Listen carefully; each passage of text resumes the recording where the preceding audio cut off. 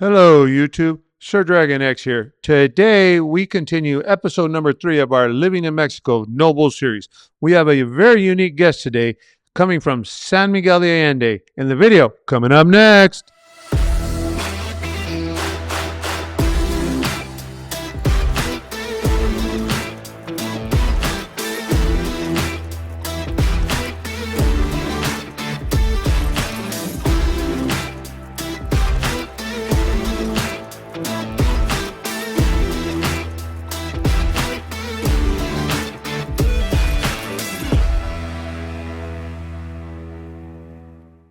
Welcome back to Retired Life in Mexico Noble episode number 3. I'm here with Michelle Mangan, who lives and works from her home out of San Miguel de Allende, Mexico. Welcome to the show, Michelle. How are you doing? Great. Thank you. Thanks for having me today.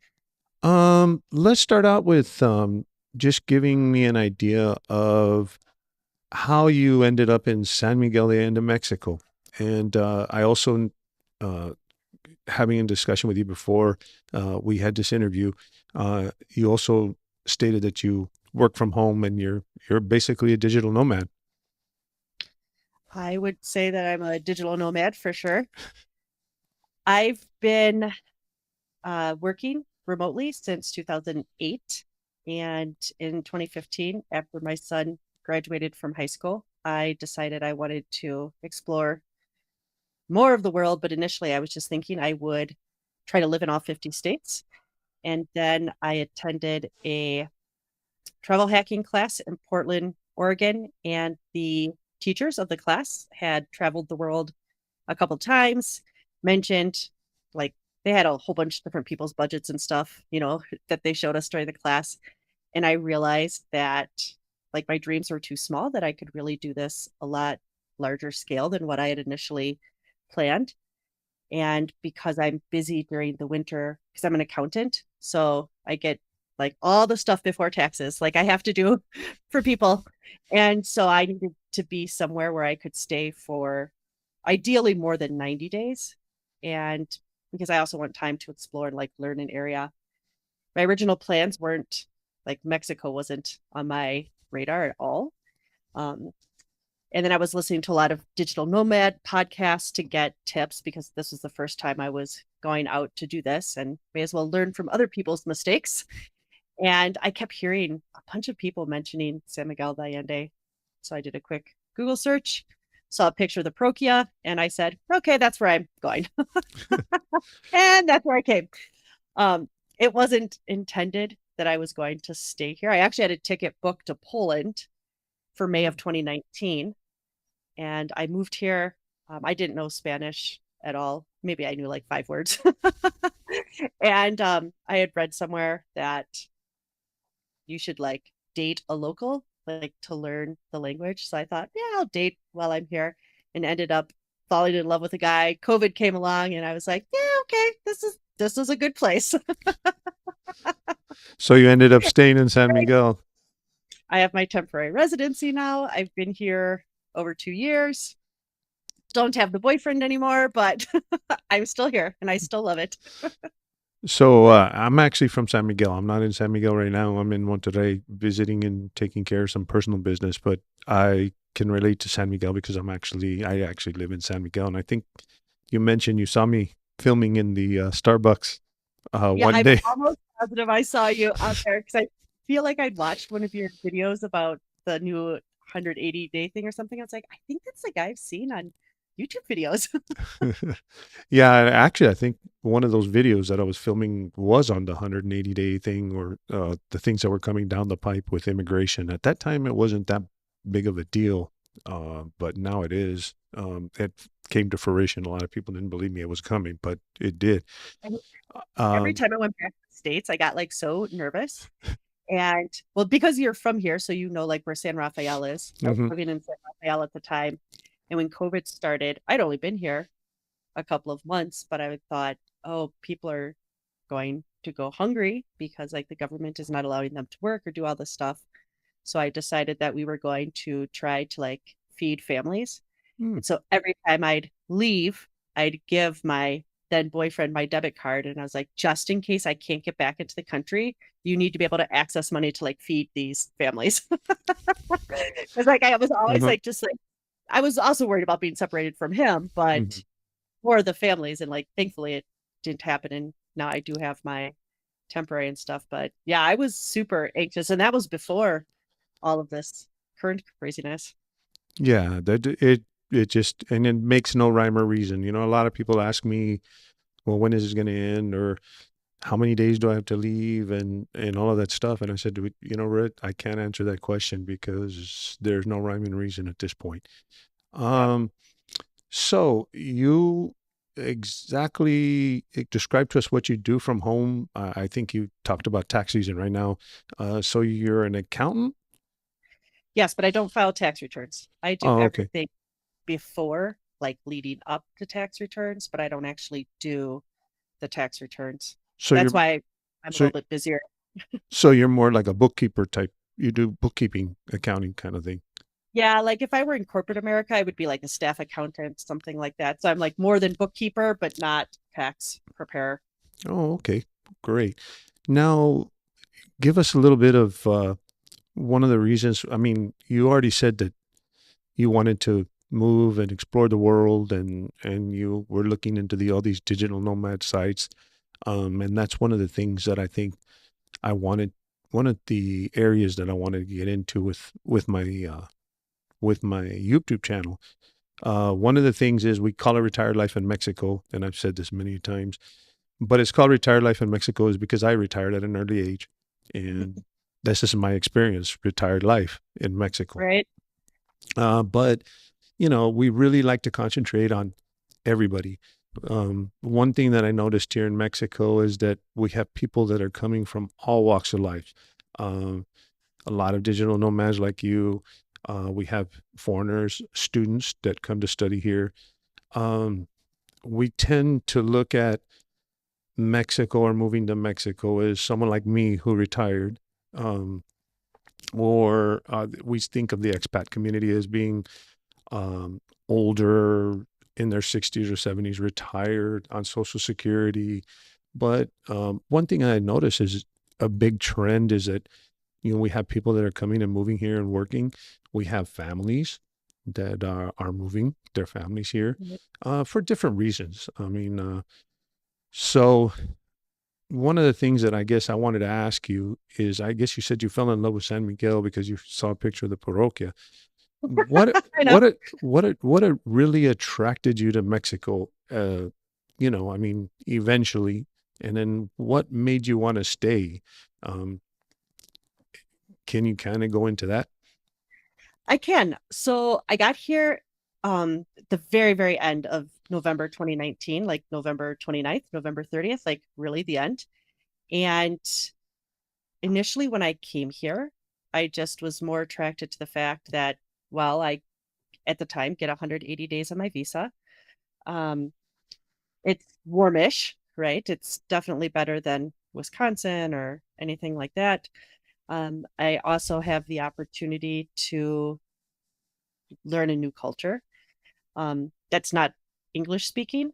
So like that in itself is like a little bit scary, right? Because now I have to, when you travel for vacation, it's different than setting up a life, right? Because when you travel on vacation, you're not worried about like, well, where do I get my teeth cleaned, right? Because like you do that when you're at your home.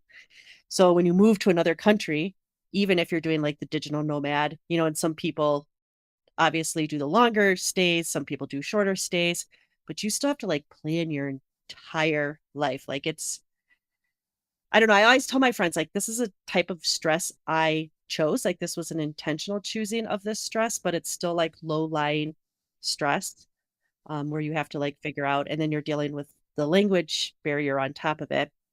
But within like probably the first, I don't know, couple of weeks, I would say, the whole like Mexican greeting, like that, I was like, oh my God, I have been missing this my entire life. Like, why don't we do this in the United States? And I will say that is one thing that, like, damn you, COVID. Oops, sorry. I just swore, so you can edit that out if you need to. But I can't wait for that to resume. Like the kissing on the cheeks and everything like that. Hmm. And I feel that for me, like Mexico is like a much warmer country, like with the people than what we are in the United States. And I genuinely believe now that there are people, in the little tiendas and stuff out on the street that if I weren't here, they would wonder because even when I go back to the States, for a couple of weeks or something, and I come back and people say like, "Oh, were you sick? Is everything okay?" And I'm like, "No, like everything's fine." So I feel more me here than what I probably ever did in the United States. So initially it was like the warm greetings, when meeting people, and it was kind of like the general, like, I don't know, it just doesn't feel so sterile, like as like the United States does, like superficial relationships maybe at this in the States. And I had surgery in October. And I will say, like, having friends who are retired, like, it is so nice. I almost had like people like fighting, like, who's going to pick me up from the hospital. And like, oh, like when you live in the States and all your friends are working, like, that is just like so incredibly different. Right. So I like it. For me, I feel as though, like, not only do I feel like people are a little bit warmer, but I also feel like I have a stronger community, even with the language barrier. And there's nothing I would love more than to be able to have like a real conversation.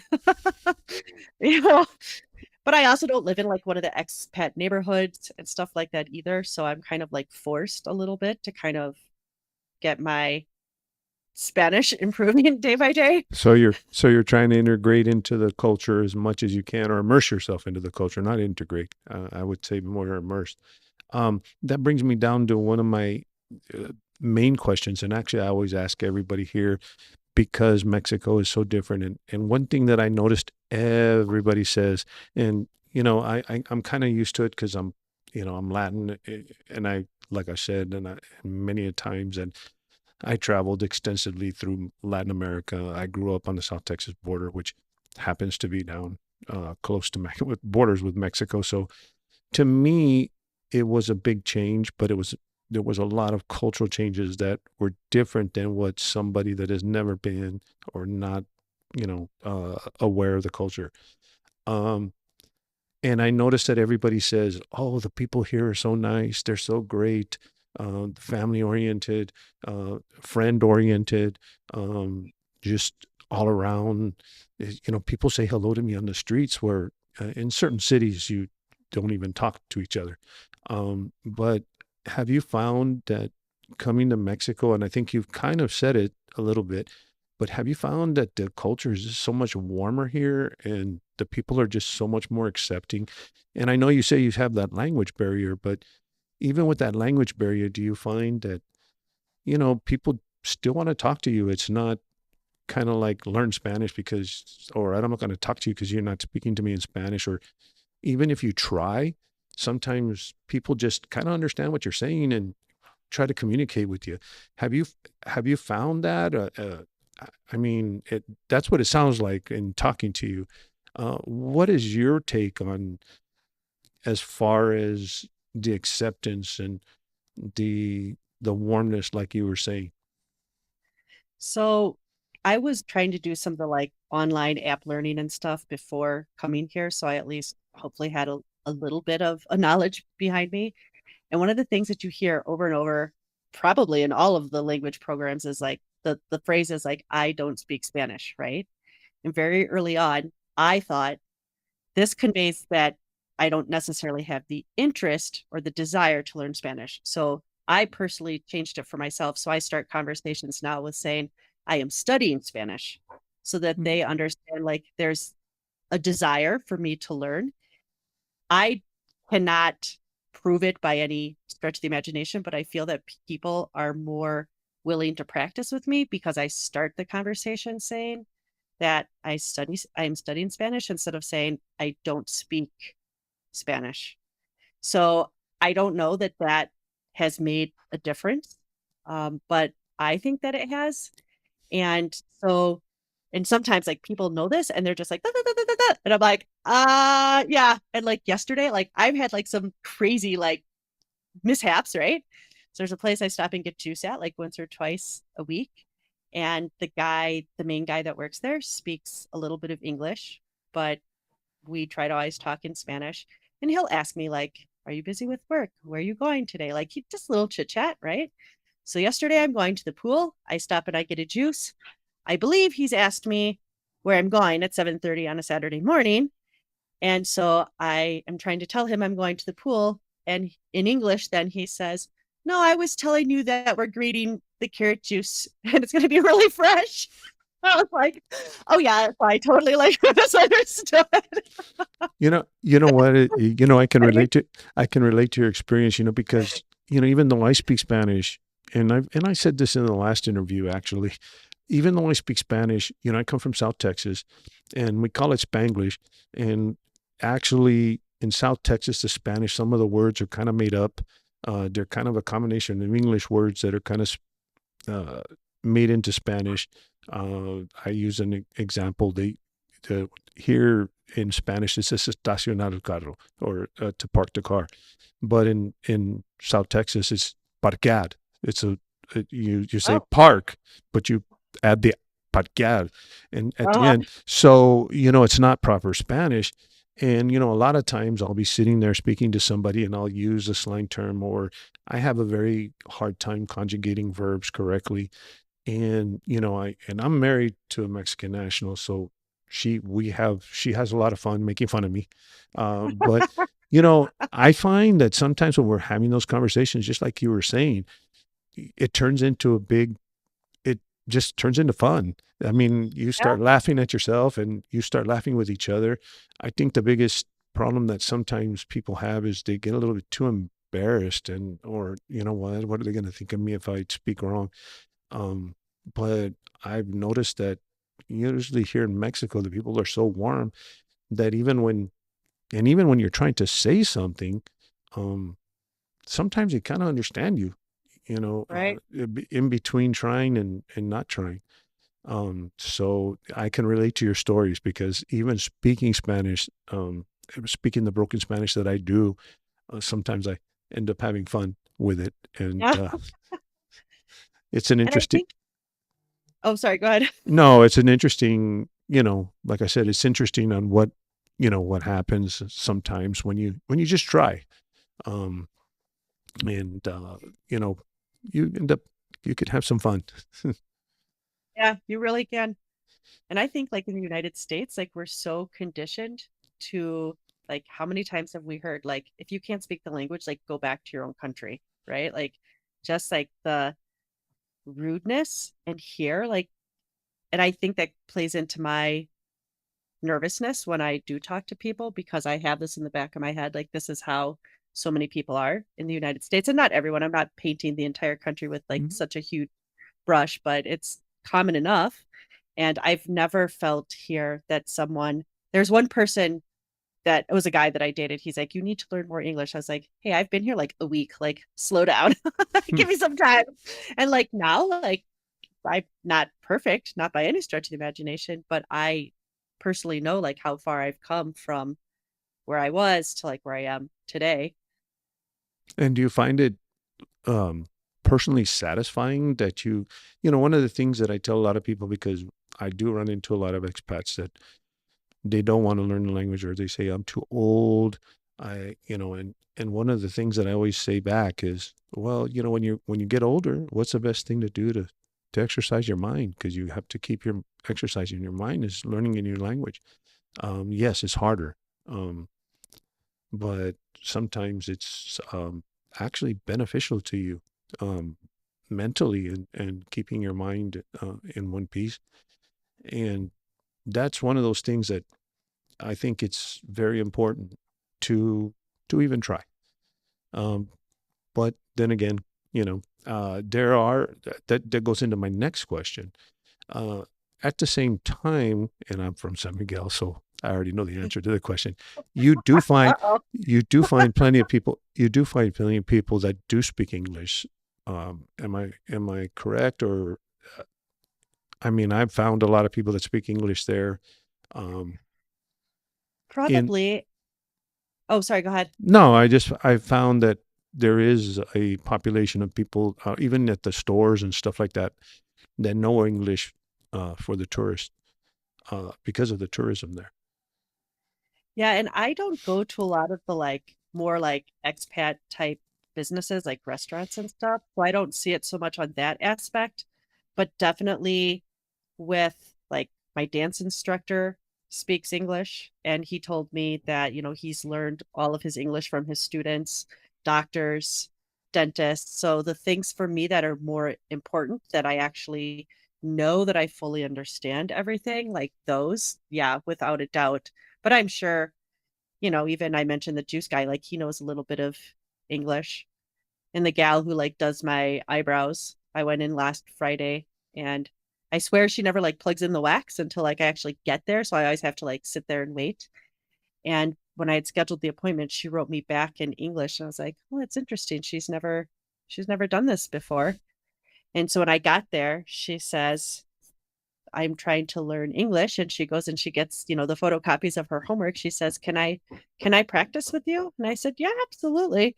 And she said, "Do you like to drink wine?" I was like, "Yeah." She's like, "Will you come to my house so we can drink wine and we can practice?" And I was like, "Absolutely." But I think I practiced more Spanish than she practiced her English, but we both got drunk, I think. Now, We had that gets me down. You said you don't live in expat areas and all of that stuff, and you live more in a locally populated area. I'm going to get into the one big question that everybody wants to know that I don't really like to concentrate on because I always say to move to a place that you fall in love with, not a place because of financial reasons. But let's get into the question that's always asked is affordability to live in Mexico and affordability there in San Miguel. I do know San Miguel is one of the more expensive places to live, but comparative to where you lived before, what's your difference in cost of living there? So when I first moved here, I had rented an apartment like sight unseen through a woman who saw my post in one of the local Facebook groups. And it's like a tiny like studio apartment and it was 400 US with all utilities included. I did have to pay the housekeeper separately. And prior to moving to Mexico, I was living outside of Portland, Oregon, and splitting the rent utilities separate. I was paying 500. So I was delighted. I was like, "Oh wow, I'm only paying 400." Of course, like I got down here and stuff, and I was like, "Oh yeah, actually I'm overpaid." But like I didn't know I was overpaying at the time. And yes, to what you said, like San Miguel is definitely more expensive, but there's still some good deals to find. Like if you're willing to or have the time and desire to put in the work, to find like what those deals are.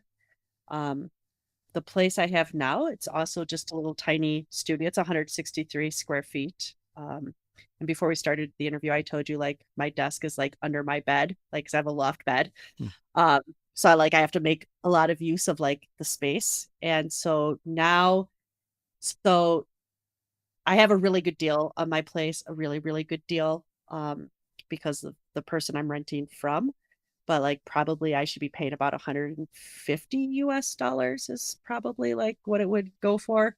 Um, if it were more market rent, and then I paid 27 a month for my internet. One thing I love about Mexico is like when I agreed to take the apartment, the internet website said they had service in this neighborhood, fiber service in this neighborhood. So I had this custom bed ordered from a carpenter and this is all in the works. And I go down to like start my internet and they said, "Yeah, we probably only have copper there." And I was like, "Oh no, not good." Right. Like I need high Mhm. speed internet. So I asked my then boyfriend, I said, "Can I have you meet with the installer?" And he said, "Yes, absolutely."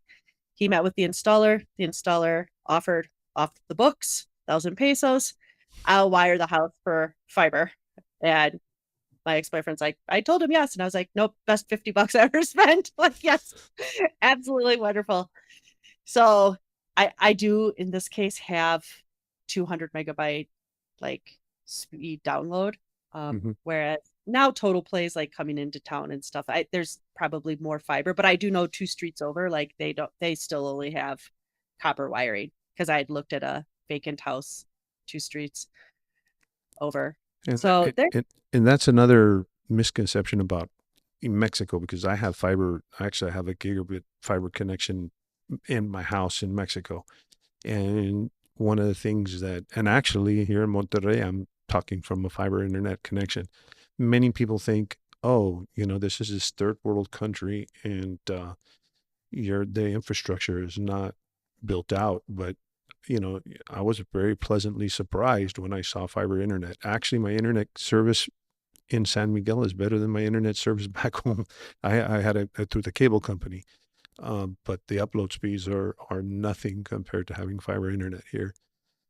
Um, so as far as the cost of living, as you mentioned rent, but also food. I mean, what do you find, as far as shopping? And I'm almost sure you shop locally because you're one of the beauties of living in one of those little neighborhoods is the little local markets and those types of things.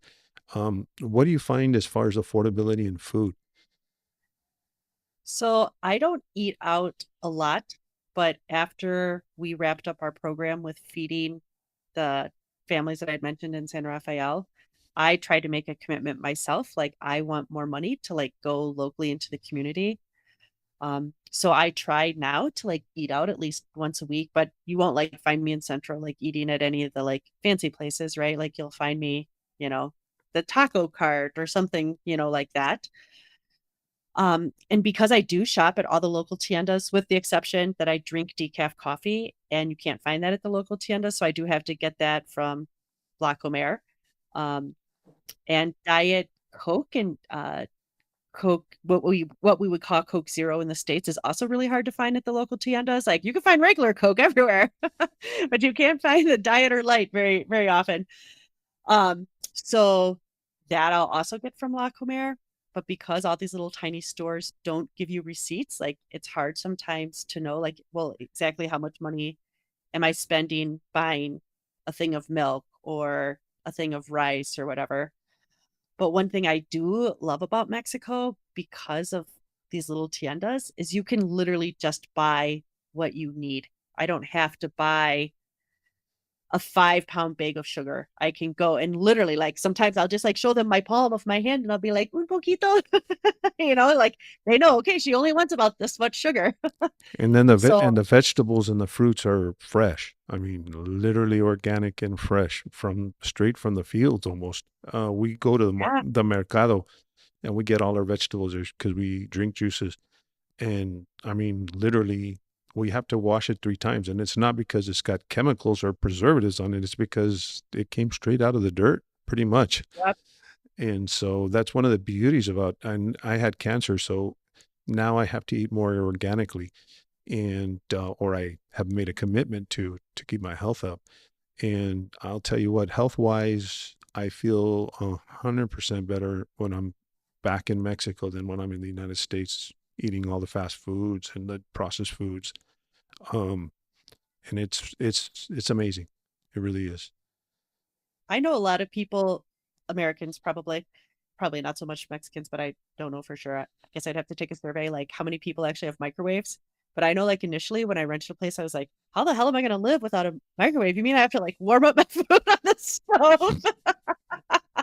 And now, like, I don't even think about the fact that I haven't had a microwave. Like, would it be more convenient sometimes? Yeah, definitely. But like, do I feel like more pride in myself that like, yeah, I'm actually like more intentionally involved with the process of like what I'm consuming all of the time?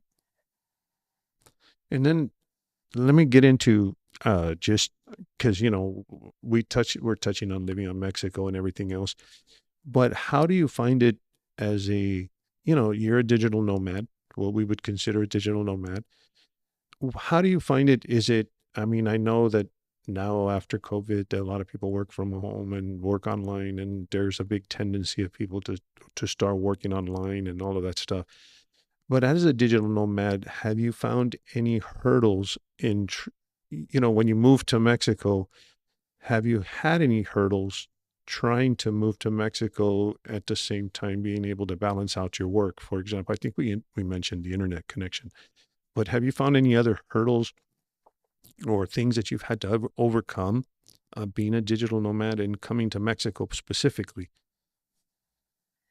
Because my digital nomad journey like actually started in Mexico, because I don't really count like my time in the States because I speak the language there. I know the processes and the procedures to do a lot of the things, whether I agree with them or not, right? But we all know like it's really frustrating to call Comcast. So here, just the language barrier is really difficult for me. I love not having a car. I walk everywhere, and you know San Miguel, so I know you will understand where maybe some of your viewers won't. But like, I live by the bus station, and I will walk out to the mall, and people think I'm like absolutely ludicrously like insane. Like, what do you mean? Like, you'll walk out there to the mall? And I'm like, yeah. They're like, how long does it take? I'm like, an hour. So not having a car sometimes is difficult for me. And I do realize I could, now that I'm a temporary resident, I could have like brought a car from the States, but I love, love, love, love, love like that I'm not impacting the environment that way. By not having a car. Plus, look at all the things you see when you walk that you can't see when you drive. But then everything I do, like I have to factor in like what's my transportation time, right? Like how long does it take me to get here? And because I have gotten to the point with my Spanish where I can like schedule appointments, but sometimes like I will still have to walk somewhere to like schedule an appointment. So like that part is a little hard because then again, like you have to do it during business hours.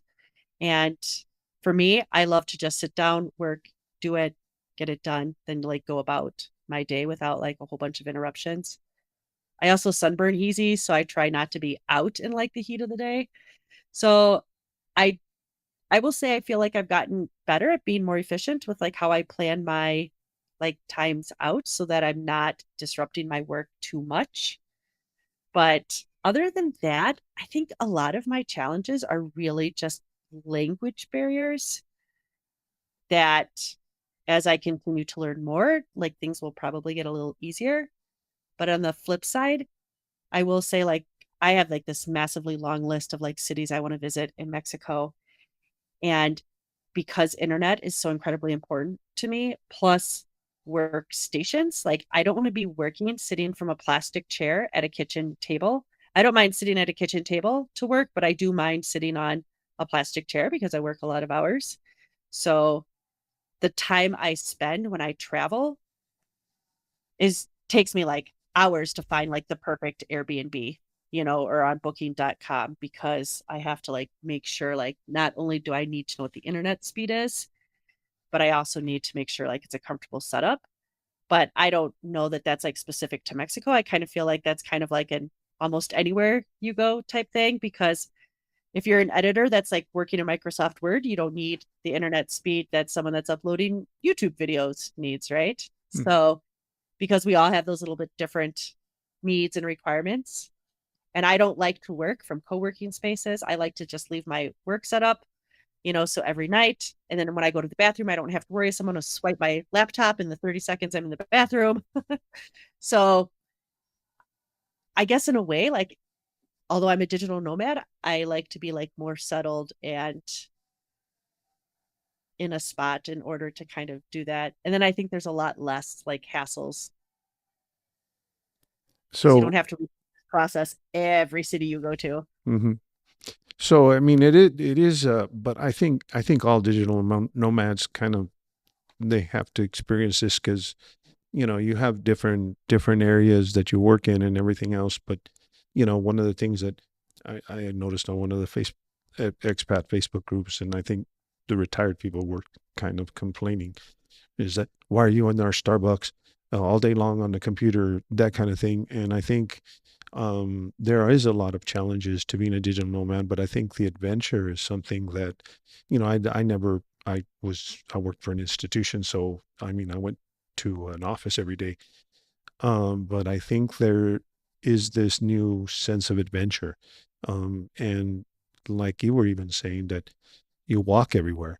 I live out of town, so I have a car, but when we go to the central or we go anywhere to go shopping or whatever, we end up walking all over the place, and I end up getting more exercise, and it's Yeah. peaceful. And like you said, it's just being able to see the beauty, just being able to walk down the street and just appreciate the beauty. I think sometimes we don't, and I think you have you have the perfect idea of enjoying it and enjoying the walk, enjoying the exercise, and like you said, you get to see a lot more things than if you were driving to the grocery store.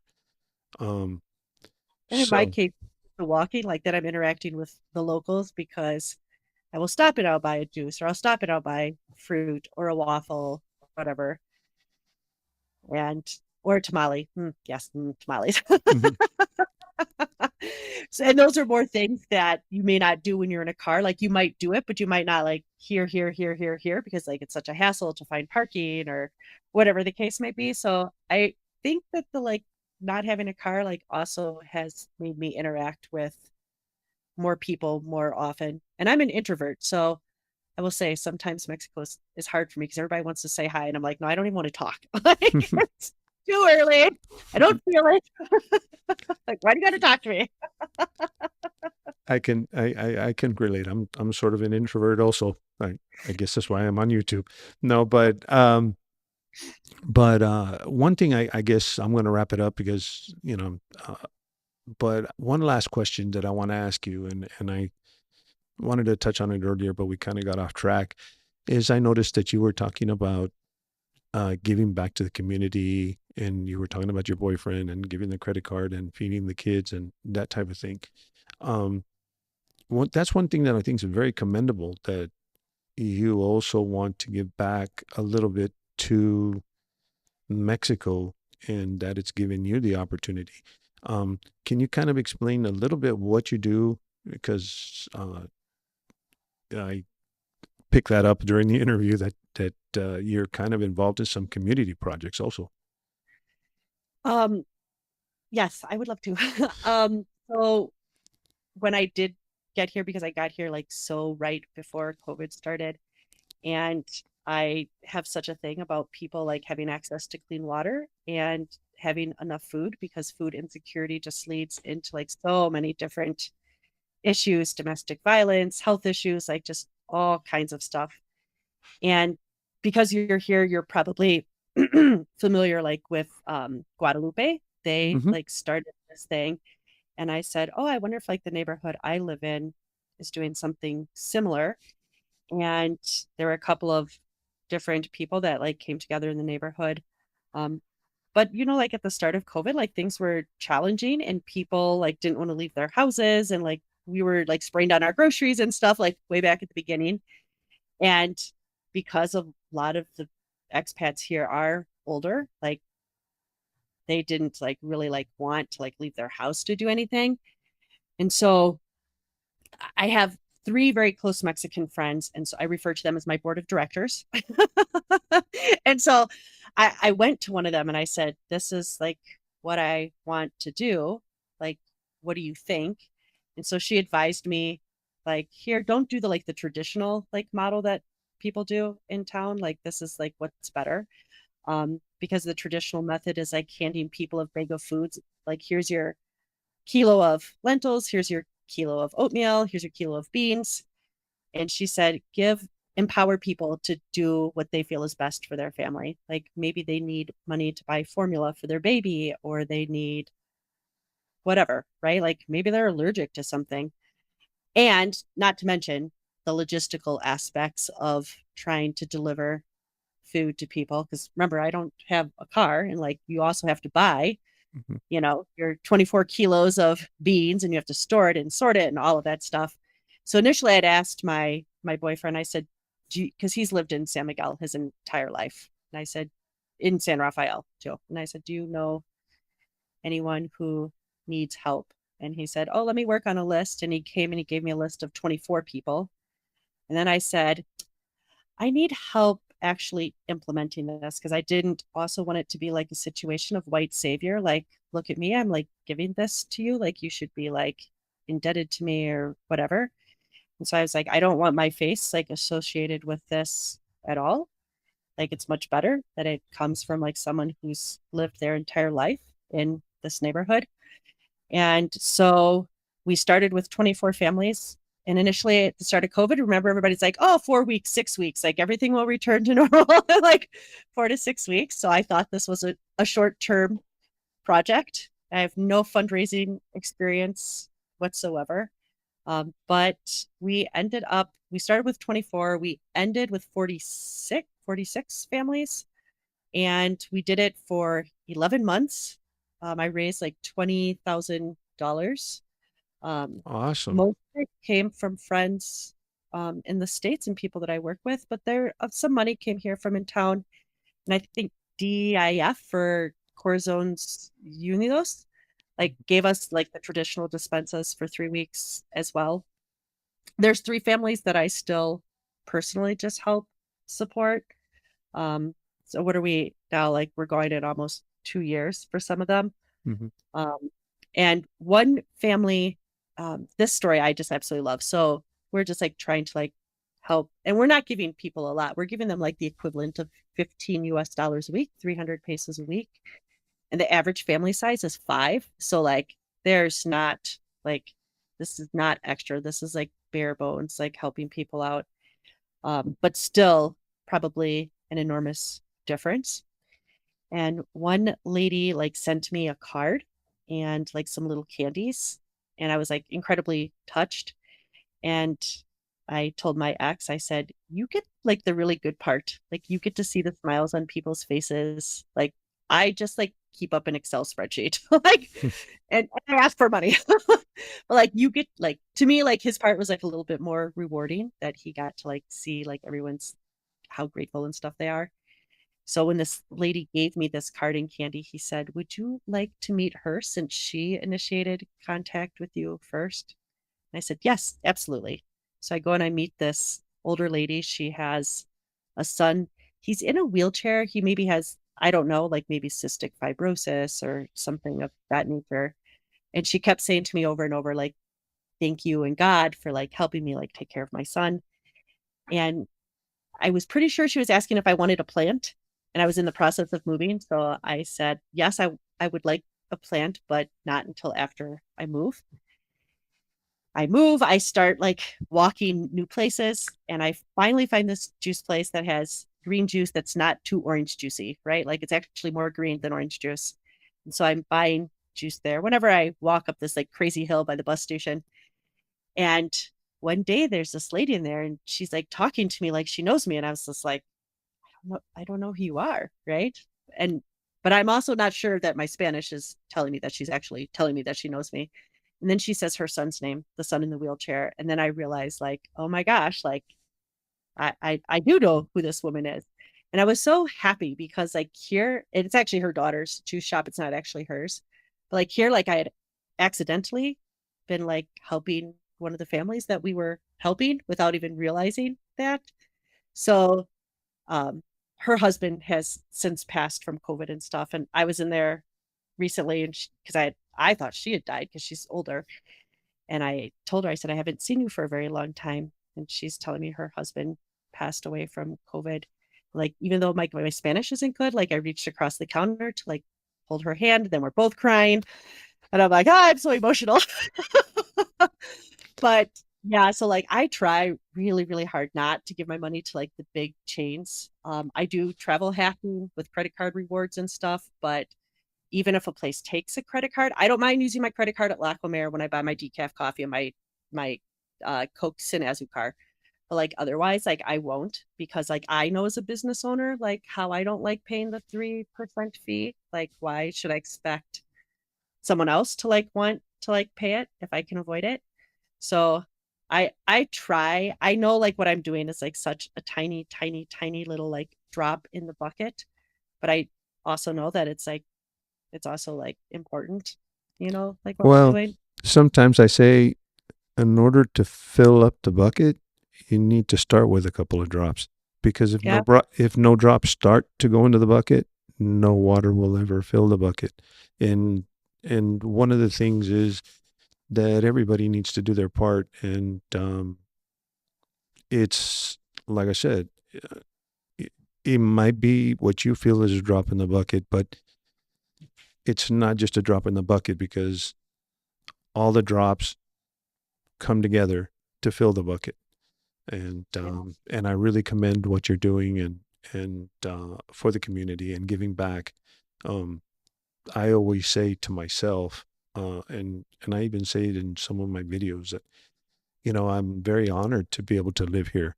Uh, you know, yes, it's more affordable and everything else, but there's so many other benefits in this country. It's so beautiful in so many ways.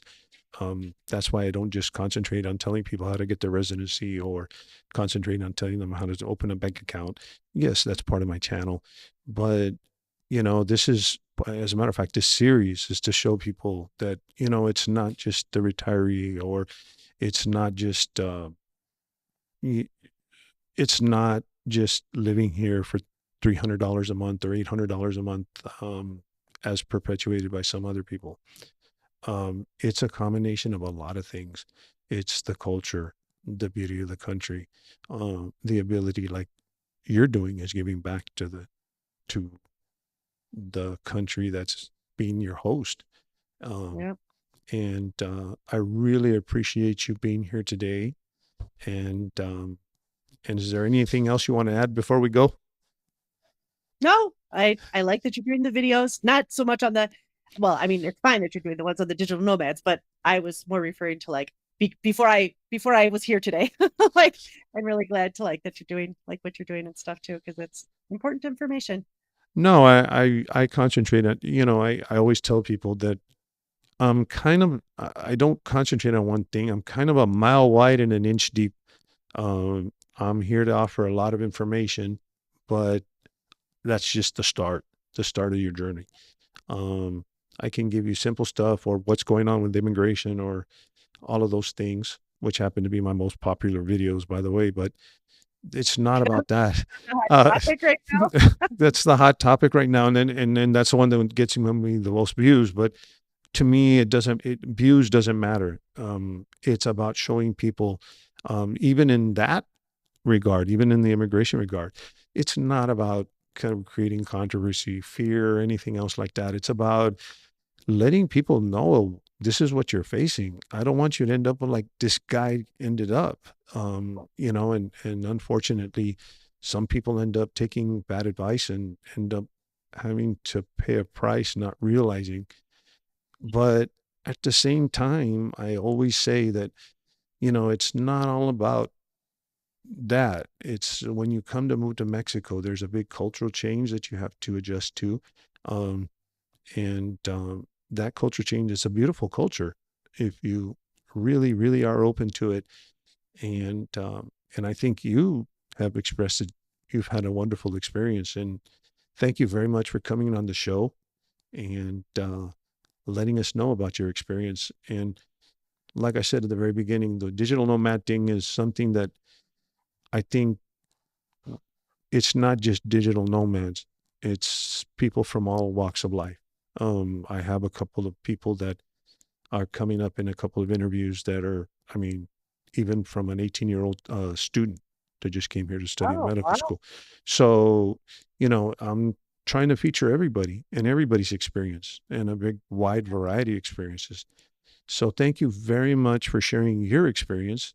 And I really appreciate it. And thank you for your time. I really do appreciate I appreciate it too. And maybe I'll see you out and around town it. one of these days. Yeah. And feel free to say hello. I've actually ran into a couple of people. Actually, I've been eating at a restaurant and I ran into one or two people that have actually said, "Are you the guy that does those videos?" And I had one person come up to me and says, "You're the guy that does the videos." And I said, "Yes, I am." He goes, "Look, check out my wallet." And he pulls out his wallet and it was tied to his pants. He goes, "Ever since you did your videos about carrying my original documents, look, I have my original documents with me." And then I pulled out my wallet because what I did was I put air tags on my wallet, because if most of the time when they're robbing you, they're not robbing you for your documents, they're robbing you for your credit cards and your cash, Yep. and they'll ditch your wallet. So I decided, well, I'll take the precaution of putting air tags. So we were out there in the restaurant comparing wallets, And I don't know how And how how weird we looked because everyone's like, "What are these guys doing comparing their wallets to each other?" But strange, you know what? I've had a wonderful time here, and like I said, in that environment, people being able to come up to talk to you, it's just amazing. And thank you very much for your time. absolutely have a good day. I hope you enjoyed our interview today. Not only did we get the perspective of someone living in San Miguel de Allende, we also got the perspective of a digital nomad that lives locally amongst the people and gives back to the community.